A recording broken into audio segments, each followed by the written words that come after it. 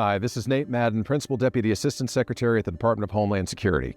It's been a big week at DHS, so let's get into it. Secretary Noem joined U.S. Customs and Border Protection for the opening of Monarch Hall at their Advanced Training Center in Harpers Ferry, West Virginia.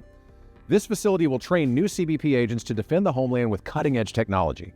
Our agents deserve the tools they need to make America safe again, and that is why it is critical that Congress passes President Trump's One Big Beautiful Bill.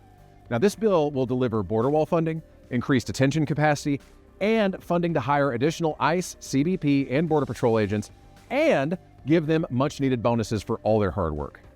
DHS also secured a major legal victory this week. The Supreme Court ruled that the Trump administration can exercise its undisputed authority to remove criminal illegal aliens to a country willing to accept them. This will expedite the removal of millions of illegal aliens led into our country under the Biden administration. We've been saying we're getting the worst of the worst out of here, and we are.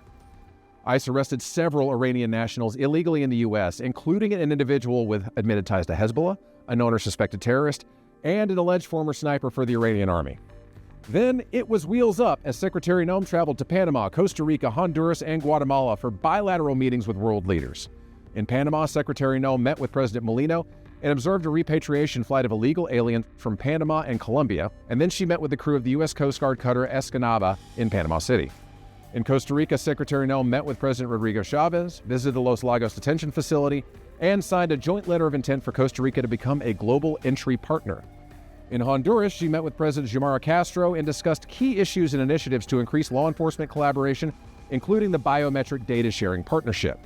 She concluded her trip in Guatemala with a visit with President Bernardo Arevalo, discussing opportunities for partnerships spanning migration management, law enforcement cooperation, and border and regional security.